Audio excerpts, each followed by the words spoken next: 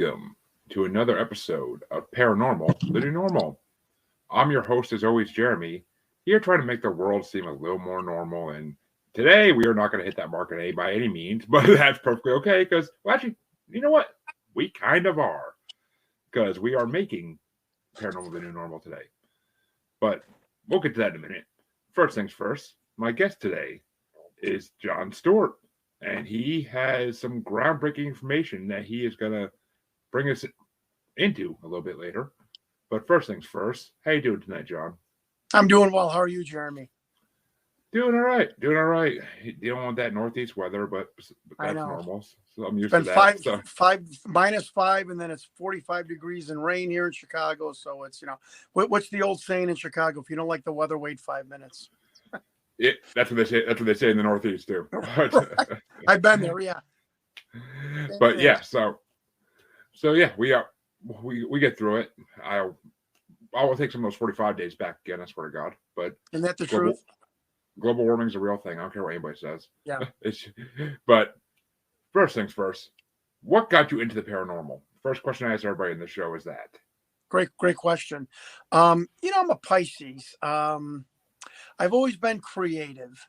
And I say that because I feel that my birth month, being a creative person, has just kind of like opened my mind to anything. As my mother would say when I was 3 or 4 years old, little Johnny's game for anything. And I was. And I was always curious, and I think all of those combined has had me open to any new experience. I was raised a Catholic, thought that the Bible was, if it was real, then there was some really substantially crazy stories there. And I'm a Catholic altar boy, so I can speak about my former faith. I'm kind of more spiritual than I am Catholic. So, but that's what I mean. And so, I had a really weird moment when I was about 7 years old. I saw this blue glowing mass in my parents' ceiling to wall mirror. I don't know if I invented that in my mind. I don't. I am saying that. I don't know if my crazy imagination invented that. I've had some really, some more than unusual, bizarre paranormal experiences. I don't think so much more than anyone else until that, what I spoke to you about in our pre-telecast about or I wrote you, the bed and breakfast with 2 other pro wrestlers where we encountered a poltergeist. My father's Lithuanian and Polish, and his uncles and aunts and family are very attuned or open to paranormal. And my grandfather shares an infamous story that when his second wife died, he heard a knock on the door, and he opened the door, and there was a moth that would not leave. And he kept the moth in a glass-like atrium for years. One of my father's best friends died, who loved our summer home in the Upper Peninsula of Michigan. There's Wisconsin, and then there's the Michigan above Wisconsin, not only on the other side. Not a lot of people know that. Yeah. So, and when he died, he loved it so much up there. But when he died, a partridge. Now, there's partridge in Upper Michigan, maybe 6. But this partridge followed my father around for all day. My father comes out around the cottage grounds the next day. That partridge is there. So, there's been some winged creature, metamorphosis type beliefs with stuff like that. And when we moved into this house that I'm in now, we had some really funky experiences. I would hear a clap every time I started to doze off and take a nap or go to sleep. My wife felt somebody rubbing down the length of her spine. We actually had true gypsies come to the house and with a mass card and bless it. We had a priest come, and that really stopped the weird occurrences. But about 6 months later, then I got the tail end of a poltergeist or some sort of spirit that literally bothered myself, General Adnan of the WWF, WrestleMania with Sergeant Slaughter and another wrestler named Dick the Bruiser Jr. So I'm convinced that and then the I don't know if it would be paranormal, but the thinking about someone I haven't thought about in 6 months and they call a minute later, that has been happening for 5-6 years. I don't even worry about that anymore. So I've had a lot of experiences where I say to myself, maybe this realm is not everything we think it is. It really isn't. It isn't. I mean, my listeners will know I also live in a haunted house too. Activity's been low the last couple of months, but it's still creepy at times. Yeah. But you just gave us a lot to break down there. So I'm sorry. No. It's cool. I like when guests do that because then it gives me a chance to break down each part of it as I please. But I want to start off with the pro wrestling thing because I know who Sergeant Slaughter is. I was a huge WF fan in the late 90s, early 2000s. So, I mean, so you were a pro wrestler. I know. I read that in your bio, but yeah, you could see me on YouTube. Just type in AWA Johnny Stewart. There's probably 20 matches. I took a football invited walk-on offer to Memphis State because I knew Jerry Lawler and I heard wrestling was easier to get into. I got into it in 1986. What people don't understand is pro wrestling up until like 90, 95 was like the mafia. It was impossible to get in. You had to finagle. You had to figure out a way. You had to find a way to meet a promoter or another wrestler, then convince them your intentions. And then maybe they would train you. They try and destroy you the first couple of days of training. Anyways, so I started with Jerry Lawler as one of the Beach Boys in Memphis. Then I went to wrestle for Dick the Bruiser's WWA. And then my main stint, and then I was actually hired by Jim Herd with WCW when he hired Brian Pillman, Tom Zink, and Johnny Ace, and Ric Flair, who was 42. And my gimmick was a spoiled rich guy, Ric Flair. Larry Zbyszko called me the $5 Ric Flair. And so when Ric Flair got a wind of this, and he says it himself, he was so insecure and paranoid because I couldn't hold a candle to Ric Flair, especially back then when I had 2 years of experience and he had 25 years. And he said, look, if you need a rip-off Ric Flair character to hire him, you certainly don't need me, so pick one. And so they obviously stayed with Ric Flair, working for them, obviously. I don't say that story to rub up against Rick, but it is a true story told by Jim Cornette and Paul Heyman and Jim Barnett. But anyway, so then I went to go wrestle for Vern Gagne for 2 years on ESPN, and that was the mainstay of my wrestling career. I went to work for WCW, filled in a bunch of times on the road. In 1990, a big feather in my cap, Pro Wrestling Illustrated, out of this massive business back in 90, I was the busiest wrestler in the month of May of 90. That's pretty remarkable when you talk about Hogan and all those guys that were on the road doing 2 shows on Saturday, 2 shows on Sunday. So that is one of the feathers in my cap. And then I started to promote. I revamped the AWA with a guy named Dale Gagner, and we did that for 10 years all over the country. Outdrew WCW and ECW at times. So I for a guy that just wanted to touch the ring, I had 20 years in wrestling. I, wrestled on the ESPN Main Event 8 times, the Light Heavyweight Championship of the World against Buck Zumoff on the ESPN Main Event. So, I didn't make $1 million, but I certainly surpassed my goals of what I wanted to get out of wrestling. It sounds like it. I mean, you definitely just you weren't no jobber, that's for sure. Oh, I was not a jobber. No. Good. It's funny. I've been revisiting that era of wrestling a lot lately by watching Young Rock, and yeah, it's interesting the different stuff they do in those, like the different stuff they did back then compared to what they did nowadays. Yeah, Ric Flair just was on a podcast and said that he really thinks the jobber matches should come back because it solely highlights the star. And I kind of agree with that. I think there's way too much wrestling on TV, but now it's a TV product. And I predicted this in '88. I looked at my tag team partner.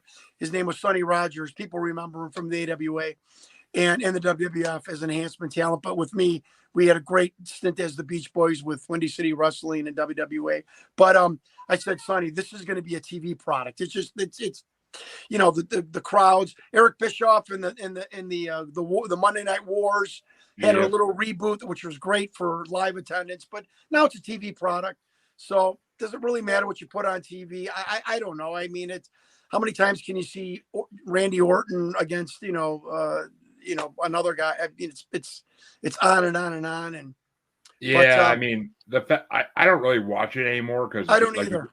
like you said, there's just back at the point in the early 2010s when WWE decided to do a third show a week when they already were doing crazy. They were doing like 4 or 5 hours a week on TV, and then they add another 2-hour show. I'm like, right, I can't keep up with this anymore. I'm like, it's too much. I have time to watch anything else. Yeah, you can remember back in the 80s and 90s. In the 80s, it was an hour on TV. You waited at the end of the AWA show because that's when they would have Hulk Hogan's interview. So you waited an entire hour to hear Jesse Ventura, Bobby Heenan, and Hulk Hogan. And you were thirsty to go to the arena 6 weeks later to see a live show because you barely saw Hulk Hogan wrestle for AWA. You saw a bunch of jobber matches, and it made you hungry to go see it. And I don't understand what here's my point, and I think I'm going to make a good point here. If what Vince and Eric Bischoff and AEW tell you, and Paul Heyman, and I know this for myself, that TV is a money loser, and TV is the reason why pro wrestling, how it managed to bring people in for live attendance. What are you on TV for? So you're doing TV for pay-per-view buys. Is that working? Other than WrestleMania? I don't know. Maybe it is. No, it's not. I don't know. It's not working though because of the fact that now all WWE, at least all their pay-per-views are on Peacock. So you're not making $30-$50 per person anymore to watch it. They just have to have a Peacock subscription, which is like less than 10. Folks, listen to this guy. I really am. I've only been in business for 35 years. I don't know what I'm. I don't get it. I really don't. But again, if TV's a loser, well then where are you making? You're making money at pay-per-view and merchandise. Well, that's great, but correct me if I'm wrong. I've only been in the wrestling business since 1986. Isn't most of your merchandise sales done at what's called an arena? Not anymore. I don't know the negative part. Again, I guess that's why I'm not in wrestling. I don't know the negative part of getting 10,000 people in an arena, drinking beer, pop, hot dogs, selling, $30 t-shirts and foam fingers and posters and paying $40 to get in. I mean, what am I mean, well, we don't have a live, it's not, Bruce Pritchard told me one time, well, we're not drawing in the live arenas because you're giving away 3 hours a week. At some point, you got to rip the Band-Aid off and say, look, wait a minute. If TV's not a moneymaker, let's make it a moneymaker as far as what is the byproduct of it? Live attendance. I don't know. But if you're doing 12 pay-per-views a year, they're making money. The investors are now it's on the stock market. And for anybody that doesn't know, when you're an executive in a publicly traded company, all your life is about the stock price. So it doesn't matter anymore. But it doesn't make sense to me to some degree. So, I mean, the only thing I will say is I've seen the changes that Triple H, Hunter Hearst Hemsley is making since he, or Paul, I guess if you want to go by real names here, but that he's making since he took over WWE. So, I mean, I think it's definitely going to be better maybe than it's been because Vince was kind of losing his edge in the later years. Absolutely. Yeah, Paul will do a good job. And I think it's refreshing. You have a pro wrestler on who doesn't call all the wrestlers pieces of shit. Like, I like everybody. So, but no, Paul, Triple H will do a great job. I think, I saw a 1-minute commercial for AEW. I mean, they look great, so it is. The stars they get are all old WCW and WWE stars. The retreads. Yeah. Yeah. Which, I mean, some of the ones I got were my favorites back in the day. So I'm like, part of me wants to watch it, but part of me's like, I'm not getting dragged back into that world. I can't. Yeah. Right. I have too much going on between life and podcasting and everything else. Yeah, so, that's asking wrestling fans to donate 4 hours, 5 hours a week, and then you're giving it away for free. I don't know. Sorry, folks. Yeah. But I do want to point out that one of our viewers, Josh Dickinson, saw you years ago at the Westchester County Center. Oh, nice. Said hello. And he did make a good point, though. That it's kind of like how internet killed the porn star, like TV killed the wrestler. Like kind of a good comparison there in a way. Could not agree. I just, there was something, and I'm not being Jim Cornette and melodramatic. There was such a magic overshadow of pro wrestling from the 40s to the mid 80s or 90s. You couldn't get near the ring. You couldn't touch the ring. You couldn't talk to the wrestlers. You didn't know where they lived. There was no internet. There was a magic quality. They weren't out signing autographs before the matches. When you saw them for 15 minutes, that's the only time you saw them in person. God forbid if you should see them at a convenience store or at a hotel or in the airport. It was like seeing your idol. You know, it was like seeing a cartoon figure. And you've kind of taken that away with TV. And you know, it is what it is. All I can say is that, especially in the beginning of my career, and especially in Memphis territory, you know, I did it. I performed when people thought what I was doing was real. And Jim Cornette, everyone laughs at him for waxing on and on and on about the wrestling business. But if you weren't there when people believed it was real, and you know there was 9,000 people screaming at the Mid-South Coliseum, if you weren't there to witness that, you know, it's hard to get rid of that.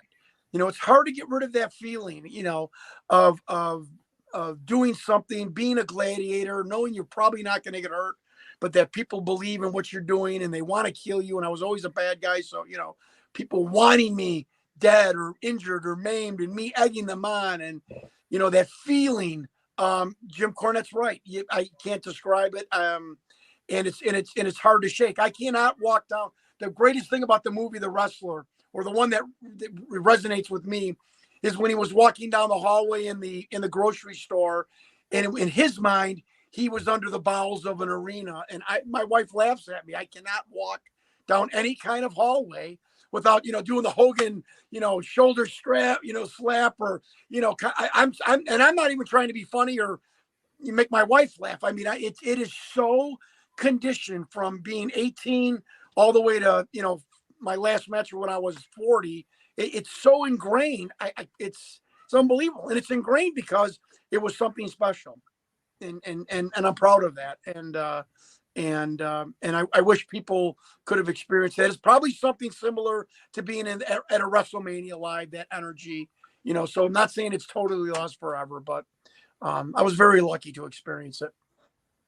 Yeah, I mean, at one point in my life, I had aspirations to do that, but I would have been the next Big Show or Mark Henry, but I mean, it just wouldn't have been. Well, you got the voice. You got the raspy voice. Oh, I mean, 15 years of smoking will do that to you. But, but yeah, I mean, it's just scary. I mean, it's funny because it's funny you mentioned Ric Flair, because I mean, he's been getting a lot of hate lately with all the stuff dropping about him and the whole airplane incident. Yeah, but it's you know, sad, when I met Jeremy, I love Rick just because anybody that's ever had a bad vacation, the plane's delayed, your rental car's not there, the hotel stinks or smells, or we did that every day. And Ric Flair really did that every day for 40 years. He is a god for putting up with that. Truly. I mean that sincerely. But, you know, Rick is Rick. You know, the first time I met my mother-in-law, she said, "Oh, Joanne, my wife says you're a wrestler." And Ric Flair was at our hotel last week. He showed me his penis in the hallway. I'm like, well, that's not going to happen, Mom. But, you know, so am I saying Rick did what he did on the airline? I wasn't there at all. But would I be surprised or shocked? Absolutely not. No. He was infamous for whipping out his, his ding-a-ling and showing it to people. And, you know, Did he possibly grab the? Who knows? You know, I if he did, it's wrong. I feel bad for the woman, and he should be admonished. But you know, when you're society made Ric Flair not live by any rules. We created him, so yes, not saying it's wrong. Not saying it's right. I'm just helping people wrap their mind around how could a 50-year-old man be drunk and grab a stewardess's hand and put it on his naked penis? And I mean, you created him. Exactly. I mean, the world created him. They created Hulk Hogan and everything that came after it. So, I mean, they made these people who they are by loving them so much or hating them so much, depending on what they were playing at that moment. But you know, in my minor fleeting fame of wrestling or playing high school, college, semi-pro football player, you know, the rules were just kind of different for guys like me. And you know, you have to get to a maturity level and realize, well, this isn't going to work. I just can't do whatever I want to do in the business world, and I can't rough up or, you know, talk, you know, harshly to people in the business world. I have got to change this MO that I grew up with. And again, I'm just letting people their mind around how could Chris Adams super kick a flight attendant on a plane, which happened, you know, because, you know, Chris Adams he's a wrestler, you know, it's one of the unfortunate byproducts of our business, or being a pro athlete or someone that is idolized by society and stuff. And not saying it's right. It's just a byproduct. Yeah, I agree. I mean, plus, I mean, you're Ric Flair. You're going to do what the hell you want. You're fucking Ric Flair. Oh, come on. Absolutely. Nature Boy himself. I mean, but it's actually funny because we used to go to live shows all the time in the early 2000s because we had these two guys that worked for WWF, the Dahl brothers, Dave, and I always forget the other guy's name. They came into my father's Hertz rent-a-car location all the time to pick up a rental car to go down to the city to set up. They were setup guys. They would set up the ring and everything else. So they used to always give us tickets every time they came through town. Right. And I was at one of the last shows I went to was the one where Hulk Hogan came back in like 02, 03. Because like no one was expecting it, and then it was a packed arena, and as soon as his music started playing over the freaking speakers, it was just like everybody was just like, no, it can't be. Right. Like it was one of the biggest moments in wrestling. Yeah, Hulk Hogan changed my life. I'm so glad you brought that up because, you know, when I was in high school and I saw Hulk Hogan live, I mean, my skin vibrated. No, I'm not even joking. Like the guy changed my physiology. I'm like, this is. It was incredible to see people so enamored with someone, including me, and the sweat in his body and the blonde hair. He was everything that you'd want in a pro wrestler. And I'm glad you brought it up because if you're there to experience something like that, it changes your life. I'm sure. I mean, and yeah, it was amazing. It was an amazing show, but. And I think it was setting up for him versus Rock at whatever WrestleMania that was. I forget which one that was. No, 18. I don't know. 18. I think it was 18. I think you're right. I always remember an 8 with that match because that was great. I love that he stole the show. Yeah, I mean it's great, but I will say, well, that wasn't. And I mean, I wasn't going to do this episode with you without getting into wrestling for at least 10, 15 minutes. I knew it. I knew it was going to happen. That's okay. And I'm fine with it. But So let's jump back into your groundbreaking. Let's get back to you and your groundbreaking. What you found out back in the late 90s. I don't want to too many spoilers before you say it, but you know, I know we've had a good time for 24 minutes, but and by no means is this a doom and gloom. What I experienced or what I investigated, and I want to make that very clear. It is extremely serious, and I risked my life. I still think I am to some degree. And let me just give the thesis.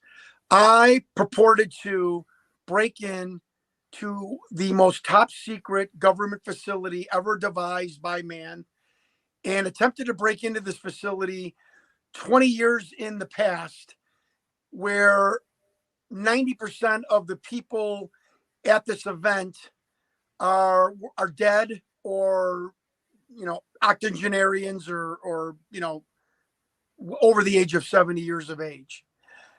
And so, and all the while by doing that and also remodeling the kitchen and buying a black lab. And I say that in tongue in cheek, but it's true. And very, very briefly, because I don't know how much time we have. 1997, I'm living the life. I'm wrestling part-time. I'm living in a condo in downtown Chicago. I got a black Porsche. I got a boat on Lake Michigan. I am living the life. I'm a car dealer. And I see this documentary coming on about a year after the alien autopsy, which you can have your opinion about the alien autopsy, whatever. And it's called the 1997 Area 51 Alien Interview. I mean, I'm not the sharpest pencil in the drawer. I'm thinking alien interview, like a weird looking human is going to have a clipboard for a job interview at the Pentagon. I'm down sitting at my couch in 1997, and I see this non-CGI, darkened room, a gray alien, but it's not gray. It doesn't have all the dyes. It's got a physiological monitor next to it that doesn't go up and that's not going across. It's just staying put. Medics come in. I see the mouth of this puppet go open and close, open and close. His eyes are changed. The sockets here are changing shape. The medics come in and they're dressed in scrubs, not biohazard suits, like they've been with this creature for years and years, and they know it's not in danger to them. And then there was the whistleblower, Victor, who still to this day is probably the smartest person I have ever heard speak. I'm going to repeat that. He was the smartest person I have ever heard speak, and I probably encountered 10,000 people in my 56 years of life. And this really, really bothered me because it struck me as this does not have the hallmarks of a hoax. Take it from the guy who's a trained con artist, right? Which is a pro wrestler. I'm like, this does not have the hallmarks of a hoax. It's too non-produced. It's too chalant. It's one take. What the frick is that physiological monitor? And on the bottom of the screen is emblazoned digital overlay graphic, DNI/27. It's 1999. I'm running for Congress.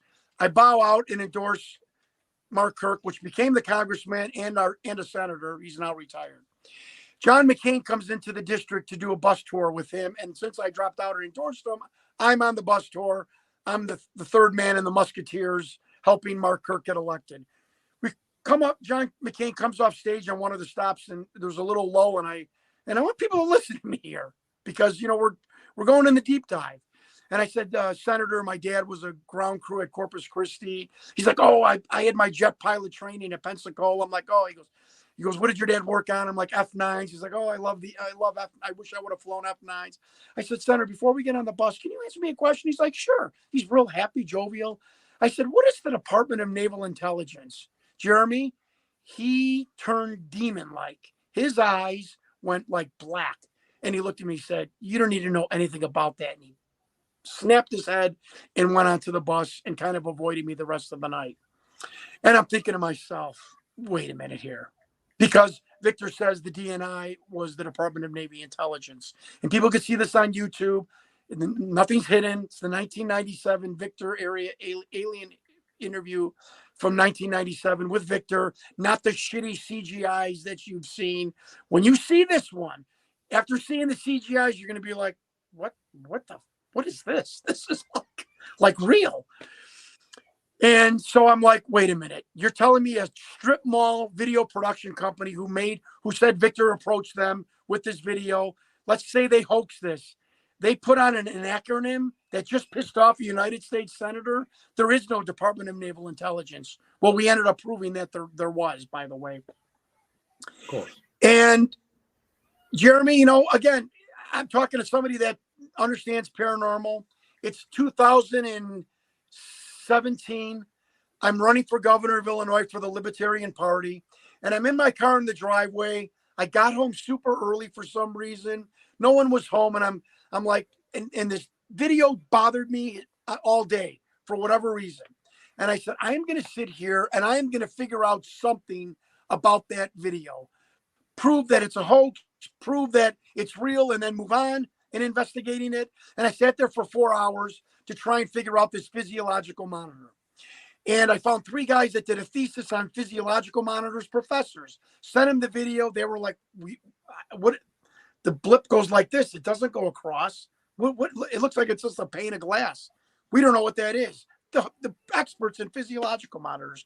I call Hewlett Packard and Space Labs. They were the experts in physiological monitors when this video was supposedly shot, which was 1990, 91.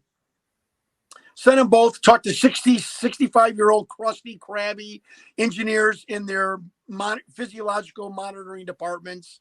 Got these old, experienced guys on the phone. No one knew what that was, to the point of, I don't know what you're looking at. I don't know what you sent me. We've never made it. It's still not manufactured, and I do not know what that is.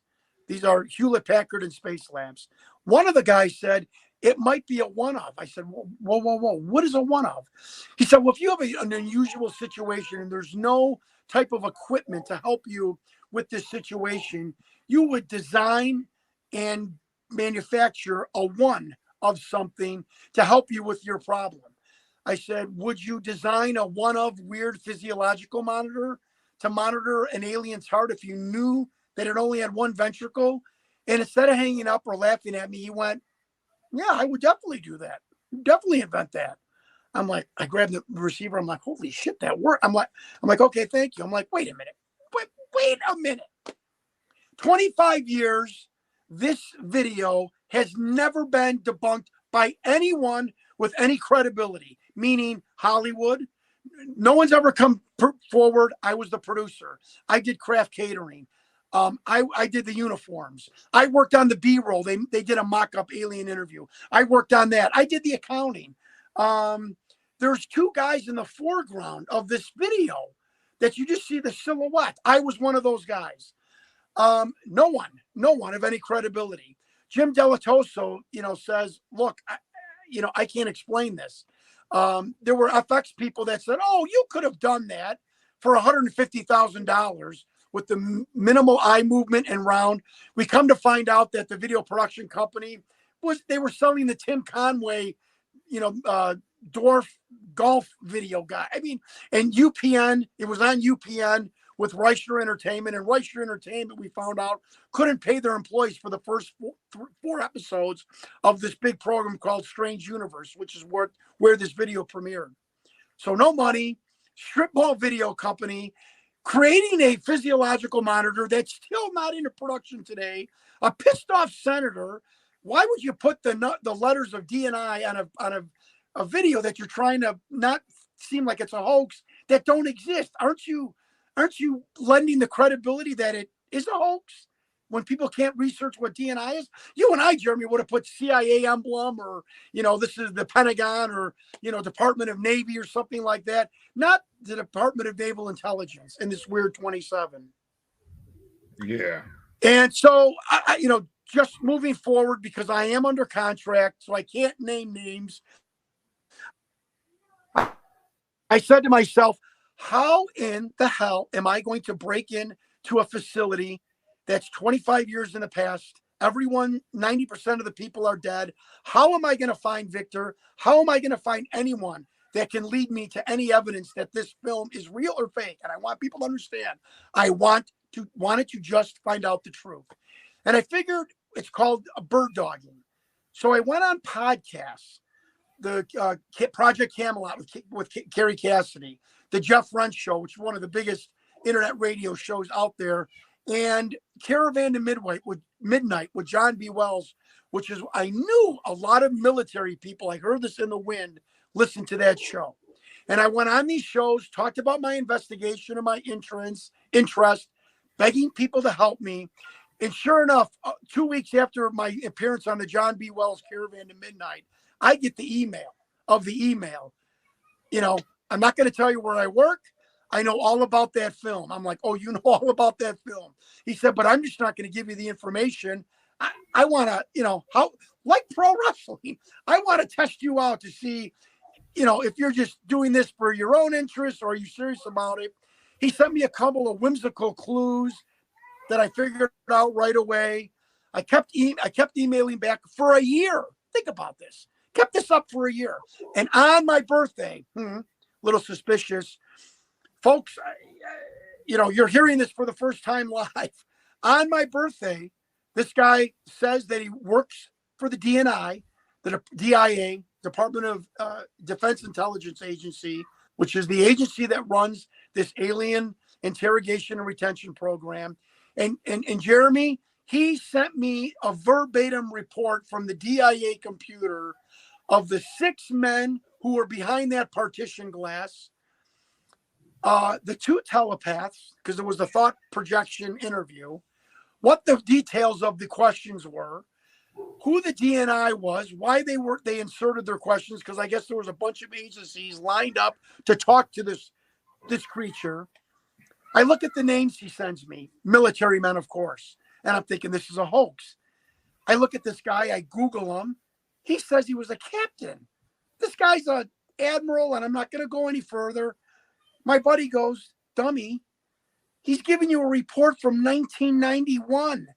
He's giving you the ranks in 91. I'm like, oh my God, I forgot. It's true. Okay.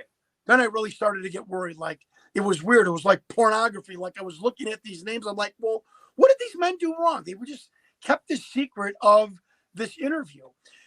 And I'll go further. I talked to one of the 2 medics go on top of the creature to help him because it has a respiratory issue. It starts coughing before the tape runs out. Do you know that one of the medics that were touching the creature, I look up, he was with the VA in 1991. Do you know what he specialized in? Pulmonology, lungs, breathing. And I'm thinking, how? And no one knows this guy's name. I don't know this guy's name. Still practicing medicine. Let me repeat this. In the video where the 2 medics come in for this alien, the one guy is still practicing medicine. He won't return my phone calls anymore because I tried to make an appointment with him about a lung issue. Another doctor that was there touching the alien is dead, died in California. Talked to his widow, his second wife, his widow. I said, blah, blah, blah. What can you tell me? She's like, well, it's funny. She's like, he never talked about his time in the Army, and I won't say, well, I guess, okay, he was in the Army Medical Corps. And I said, and I'm not going to say her name, I said, don't you find that weird? Most men that played sports or did something magnanimous like this armed services, other than Vietnam or horrific battles of World War II and stuff, they all talk about it. Guys and women love talking about war stories. She's like, John, he never talked about his time in the Army Medical Corps. And I said, well, I'm going to send you the video because I think I know why your husband, the doctor, I won't say his name, why he never talked about his experience in the Army Medical Corps. She called me back. She was flabbergasted. She almost fell off the chair. She's like, that's my husband to the right. I'm like, that's your husband to the right. She's like, well, now it explains it. What other weirdness can I tell you? Another person that was there was retired. I'm like, what? Fake, hoax. This guy's retired. He wasn't even in the military. What was he? He worked for TRW. Now, I'm in the automobile business. That's the credit bureau reporting agency. However, TRW also did mapping and contour assistance for the government. And we know that they were trying to find a submerged object in the Indian Ocean. This is what they were asking this alien creature. And when I read that, I about fell off. And he's got a very famous father from World War II, which when the documentary comes out, we will obviously explain. So, Jeremy, I'm sitting here going, wait a minute, John McCain. I'm getting a whole report. I'm getting the right date. I learned that Victor died. Blah, blah, not Victor died. I learned that that their ranks back in 1990. I know that the date was wrong. Victor was trying to get distance between him and this videotape. So he did lie about the date and the facility. And this is going on, and I'm getting leaks and tidbits from people. And it's a blur. It comes so fast and a blur in my mind. Now, Scott Walter from American Earth, he's a geologist. He has got a military intelligence insider that is currently working for an alphabet agency. And this guy wants to come forward in some way to disclose some of this alien information. I can tell you this right now in your fan base. There is a civil war going on in the military-industrial complex of people that want disclosure and people that do not want disclosure. And there is a civil war of, we're going to, you know, these people are going to help let people like me get information. These people are trying to stop it. It's pretty interesting. It's pretty interesting that there are people in the government that want us to at least learn some of what's going on. This program is under what is called Project Aquarius, which is the overall study of extraterrestrials. And this program, this film, which is blacklisted by the military, the current military insider said that that film is blacklisted, meaning no one can speak about it. It never happened. It doesn't exist. Because if the military talks about it, then it becomes real. If they prosecuted Victor for leaking this footage, then why would you prosecute somebody leaking fake footage and a fake puppet? If that makes sense? And yeah, I have been given the new military designation of extraterrestrials. I can't say it. I hate when people do this on the internet like I'm doing now. Believe me, I want to strangle my neck. There is a new designation for extraterrestrials that I will release in this documentary. 2 people have this designation, 2 civilians, from what I've been told. And the other interesting thing he said, sometimes the government, when they want to leak something, they will recreate it. Not that that's what this is, but that was something very interesting that he called himself Holden.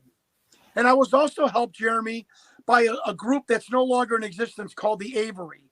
This was a para-government group in the 80s and 90s and early 2000s, made up of scientists, ex-military, intelligence insiders. They would meet once a year to discuss and disseminate, and they all had bird names: woodpecker, condor, falcon. And that's how, and one of them said, you know, you roused all of us. You got us off our perch. We're helping you. You're the bird dog. And I'm like, oh, I felt like George Costanza. I've got a code name. I told my wife, honey, I've got a code name. I'm the bird dog.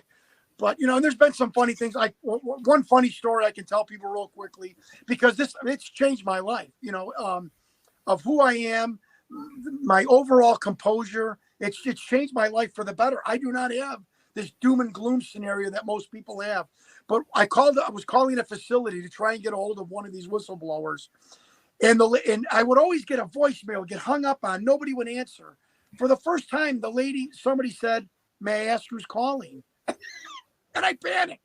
On my God's honor, on my honor, I panicked and I said, Art Vandelay, you know, from the Seinfeld show.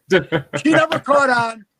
And I told my wife, I said, oh my God, I just used Art Vandelay. And the woman didn't catch on that, you know, that's from the Seinfeld show and stuff. But, oh yeah, you know, and so there's 27. I'm going to leave this tidbit. The last, it says DNI in the bottom of the screen /27. I see a presidential briefing for Ronald Reagan in 1981.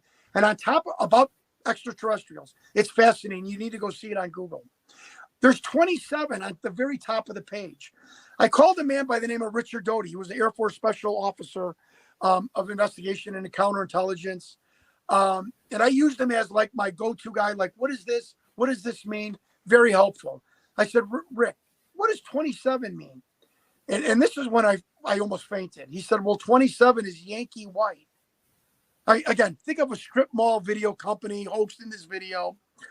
I said, what is Yankee White? He said, Yankee White is basically an overall umbrella terminology for anyone. Now listen to me, folks. Anyone that briefs or communicates with the vice president or the president of the United States. Okay. So the reason why 27 is on there is because one of the military people we know for a fact did back in the early 90s brief the president of the United States, George Bush. Yeah, and we are working on the bombshell of the bombshells. That one of the other people in the room, the medic, accidentally shined the light towards the viewing gallery, the glass partition, and a military person shied away like this.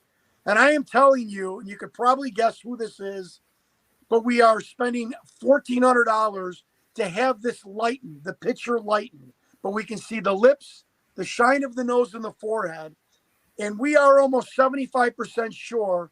I mean, this is going to make people in America fall off their chair, that it is a beloved member of the government from the early 90s. Now, there wasn't many beloved members of the government that were people would know by name and face in the 90s.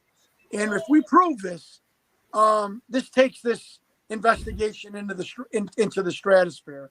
But the bottom line is this, and I'm not saying this because I wanted this to be the conclusion. I wanted to know the truth. But the bottom line is, folks, is the United States government has had an extraterrestrial retention and interrogation program from the early 50s. It's continued to this day. It's a fact. I have proven every bit. I hired even an animatronic person named Bill Mums. National Geographic had him study the Patterson-Gimlin and Bigfoot film. He said there is no crease in the armpit of this creature because light does shine on its chest. He said you can't do that with foam and latex. There's always got to be a crease because the arm eventually has to come down in the drying process. He said, I can't tell you conclusively. He goes, but that is not a foam animatronic doll. It isn't, because of the no crease in the arm. So you are looking at, for the first time, an extraterrestrial creature. And this is called the other gray. He is an Eben. He is a haploid. He is not gray. He's terracotta bone brown, so to speak, with round eyes. He did die shortly after that in 1991. And this video and our entire 7-year investigation will come out next year, hopefully, in a documentary. And I'm not here to be an interloper, to call out the government. I like to think that I'm just trying to help the government come out of the closet to the alien presence on this planet and their knowledge of it.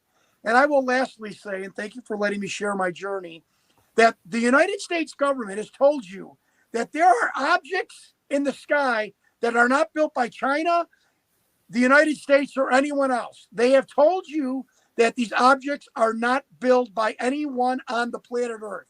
I am simply bringing you one of the pilots. Simple as that. And although this might feel uncomfortable, people might want to, oh, we're going to rip his investigation apart. I mean, folks, I've talked to the widows. I've talked to the people that were in the room. I know the disposition of Victor. I talked to his ex-girlfriend. Victor, the most infamous whistleblower in all of, forget Snowden. Victor's the man. And I found out who he was, where he lived, his disposition. I talked to his ex-girlfriend. I talked to the director of the original production. This video is 100% authentic.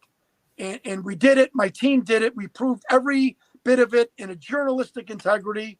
And I'm proud of it. And I just want people to not scrutinize it so much as to, this is real. What do I do with this knowledge now in my life going forward? And to some degree, let the government off the hook. Now, oh, he must be an insider. I'm not an insider. But can you imagine holding on to the secret all your adult life, going home to golf games, birthday parties, marriages, when you know this secret you're living with and you're investigating or you're interacting in this program as a military person or a government contractor? I don't think anybody wished that when they were a little kid. So, I think these people are heroes that did this, that are doing this. You need to let them off the hook a little bit, compromise, and come together and say, hey, Jon Stewart and his team, they proved this video. What do we do with the information now? Wow. A mouthful. All that is a mouthful and is totally mind-blowing. And thank you, Josh, for sharing this out. This definitely needs to be shared out. Yeah. Jeremy, I'm asking all of your viewers and listeners, look, I'm not on social media. I need everyone's help to make things go viral, to share this. I'm trying, I want people to find me a decent person, a guy that was just a truth seeker. I'm not sticking my thumb in my nose and I found out and you didn't. I investigated this. I took a lot of my time, but I need your listeners and viewers to help me get this out, to share this with people, to get me on other podcasts. So this starts spreading and this becomes, a matter of fact in our lives. This needs to be shared to people.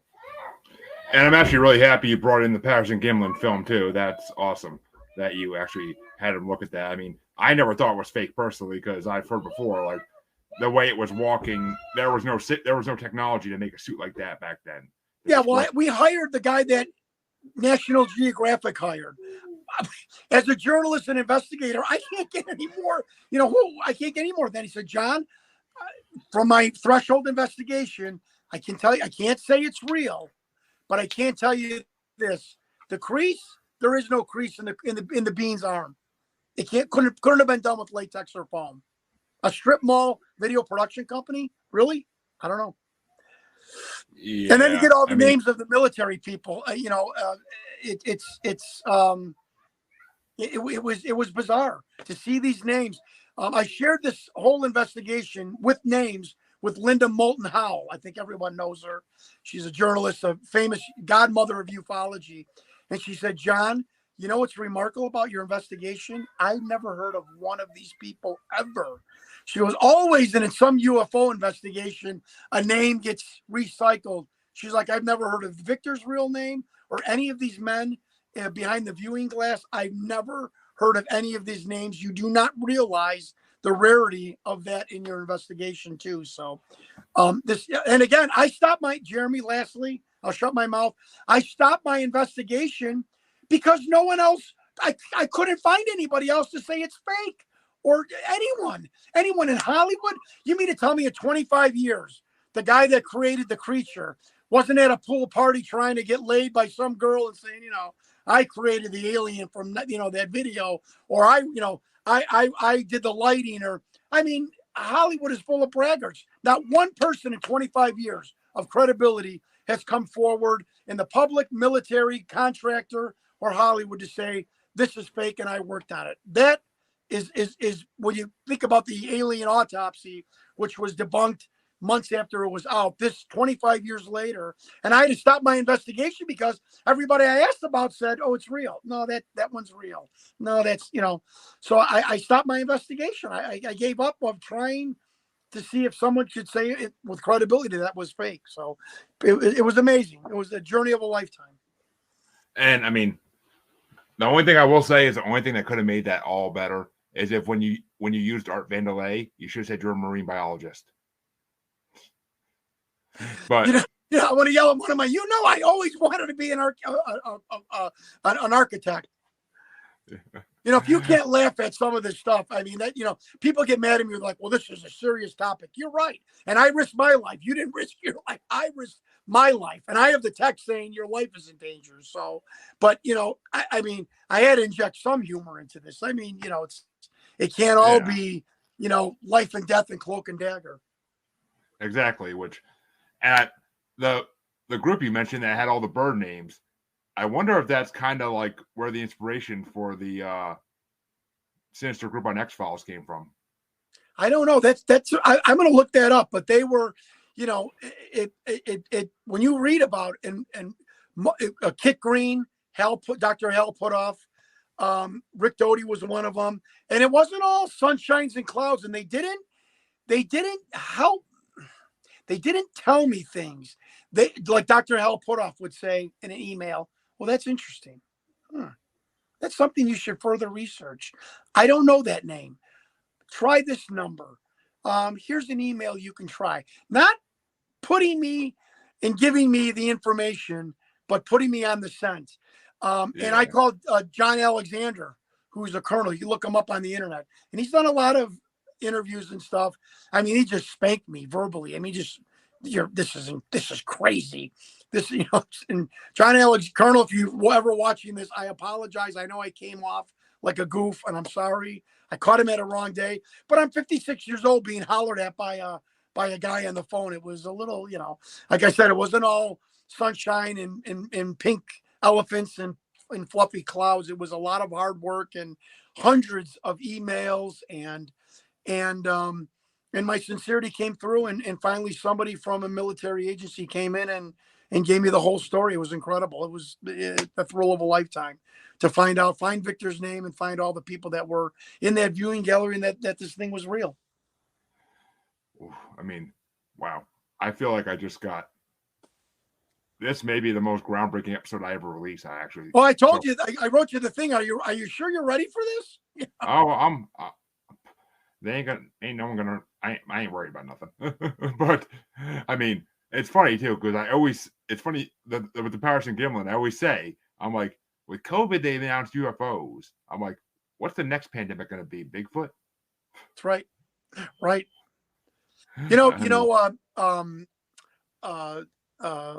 I have COVID brain and pro wrestling brain.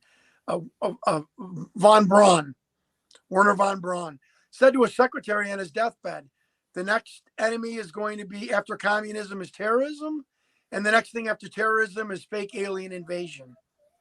Why would he say that? And it certainly seems like someone is setting us up for something.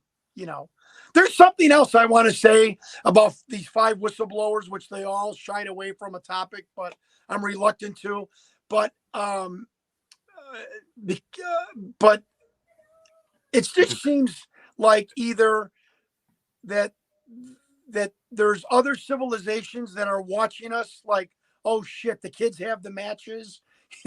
They figured out nuclear fusion. We really need to monitor this.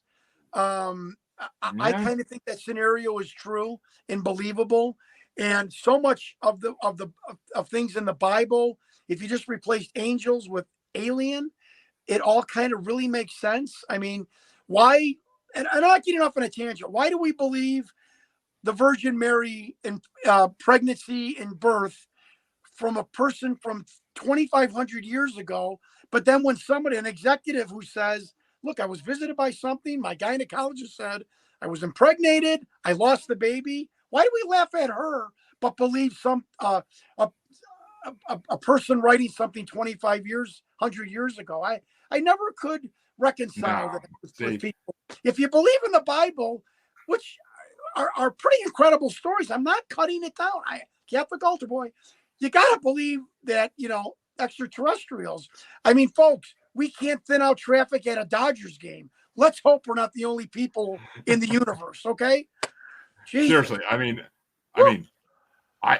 I personally believe, and it's funny because Marvel Comics actually used this in a storyline, but I believe this before they even did that. You just said it. We are too much of a dirt ball of a backwards planet that all these high intelligence alien civilizations don't want to mess with us because they're like, we don't want to go there because they're going to try to kill us. They may not be able to, but they're going to try to kill us. These people kill each other over a $10 toaster at Target. Yeah. Like maybe not want to land and make contact. Exactly. I mean, we'll stay up here and watch them. I mean, I could. Right. My wife sees them all the time in my freaking back in front yard. But I mean, this area is a very high UFO population area. But I mean, people see them all every day, and they're watching. They're watching. They've been watching, and it's getting more frequent, Jeremy. So I'm telling people, I think this is good that what my investigation is coming out. I'm not putting the focus on me. Let me say this, because let them get acclimated, because I feel that there's going to be a landing or a really, really good high-res close-up of a craft with somebody's iPhone that is going to be so undeniable that the government's going to cave, So, and I am taking my investigation to Congressman Andre Carson in Indianapolis next week, who's on the Intelligence Committee. So, folks, this is not a joke. And I'm not making this up. I'm taking my investigation to now that the Whistleblower Act has been enacted and signed into law. And I'm going to take my investigation to Congressman Andre Carson and see where it goes from there. And just, as Dr. Stephen Greer said, there are people that are in charge of some of these agencies that don't even realize that this is going on underneath them because they just have not been briefed on it, even though they're out of the agency. And I want to say lastly something that, I think there's something wrong when a duly elected president of the United States can't go to any facility that is built by the government and knock on the door and look around. When he can't do that or she can't do that, something is fundamentally wrong with our country. And right now, the president is allowed to go to some of these facilities, and I think that's ridiculous. And I think that should change. As Josh said, exactly, they're puppets. Our presidents are just puppets. I mean, especially the one we have now, who I really don't want him going into facilities and looking around because he would get lost. But that's just the way it goes. Right. And yeah, Charles is right. If the aliens want us dead, we'd already be dead. Right. You know, can I also say something? I hope on that point. And I want your listeners to listen to me. Look, you got to let the government off the hook a little bit to crack the door, to encourage them to come forward. I'm begging your listeners, anybody that's hearing my voice. One of the main reasons for the secrecy is the technology that we have been given is the high ground. In the Civil War days, it was a high hill or mountain. Now it's technology. I am not condoning the secrecy. I am not pandering or letting the government off the hook. But I do understand why the need they feel for secrecy, because this technology is the high ground. And we really haven't had any kind of war on our soil for 50, 60 years. We are so dominant militarily wise. Is it possible that some of this technology has been used that we've garnered? Possibly. So again, we have to just, hold our tongues, just just ease off on the government to encourage them to say, okay, here's the reason why we're not telling you. They're taking some of your semen or ovaries. We can't stop it. And we need the technology because it makes us safe. And that's our high ground. And we're sorry, mea culpa. We didn't know how to tell you, but the cat's out of the bag with the Tic Tac and this Jon Stewart with the alien and this other person with the high res iPhone. You're right. We know they're here. We've got to keep some of this information to ourselves. They're real. We feel that they're not any harm. And what's on Wheel of Fortune tonight? It can't make it any more simple. And I think that's really when it comes down to a simple explanation. It's the high ground. It's the high tech high ground that they're unwilling to let anyone have. And I kind of understand it. I don't like it, but I understand it. I mean, I agree. I mean, if Americans would stop fighting each other over the stupidest little things, then maybe the government would say, all right, Americans are more mature now. Maybe they could take this truth. Amen. I am so glad you said right. It's. Can you imagine being a 4-star general? You want to tell the American people about aliens and the alien presence, and you watch TV and somebody's whacking somebody over the head at Target for a $9 toaster? Does that make you feel confident as a general to try to that the American public is going to absorb this? I mean, come on, let's look in the mirror. We're sometimes our own worst enemy at times, meaning the society at whole, which I love. America. I love American people. We're hardworking. We help our neighbors. We help at school. We do things that we don't have to do out of the kindness of our heart. But at times we are sometimes our own worst enemy. And I understand to some degree why they're reluctant to come out with this. And maybe guys like me are the slow disclosure, the soft disclosure. It comes out and dribbles to finally one day you look around and the whole tray's full of ice cream. Oh, okay, it's ice cream. But you didn't notice it because it was brought in at a teaspoon at a time. I don't know if that's a good analogy or not, but I really think that is why I have not received any blowback for this yet, and why somebody who was a current military insider with one of the alphabet agencies gave me this whole report on my birthday to say, let this guy leak this out, and maybe we can leak this out, and we could show this, and we can have a pathologist say that, yes, I worked on a piece of alien tissue, and we could slow walk this thing down the boulevard. If that makes sense, I don't know. It does. It does make sense, and I want to thank you for coming on. This has been an incredible episode, and I can't wait for people to hear it. It will be releasing. It'll be releasing in February, most likely, because I have a lineup of shows already set to go. But I will be sharing this video out tonight like crazy so people can watch this video. And I will say that if you want to come back on next year before your documentary comes out, great. Hit me up. I will gladly get you on. You said, does your documentary have a name yet, or are you still working on that? Well, one of the working titles is Hunting Victor, Bird Dog, Victor, finding this guy, and it kind of, but we're still working on the title. When I write the book, and I can't because this journey hasn't been finished, because part of the journey is Hollywood and now dealing with the government. But the book is entitled The Bird Dog, which I thought was aptly named. So, which will be, the Bird Dog, the hunt to find the most famous alien whistleblower, Victor. So, well, I can't wait to actually read the book and to see the documentary. I'm dying. I would love to see it. Thanks for having me. I appreciate it. It's been my pleasure. And okay. for all my listeners, you can find me on Facebook as Paranormal the New Normal / Maniacal Music Musings Podcast with the S Facebook group. You can find me on Twitter and the Gram as @JuggaloBastard. You can find me on TikTok as Juggalo Bastard Podcast, and you can find me on YouTube as Paranormal the New Normal, where I will be streaming in the near future. Plus, Paranormal the New Normal is now part of Parapost and Antisocial Network, so we stream at both networks as well. Thank you again, John, for coming on. Thank you. To go from a great wrestling talk to a great alien talk, that just makes one hell of a good episode. Who would have figured? But thank you. And to all my listeners and watchers, thank you for tuning in, and I will see you next time.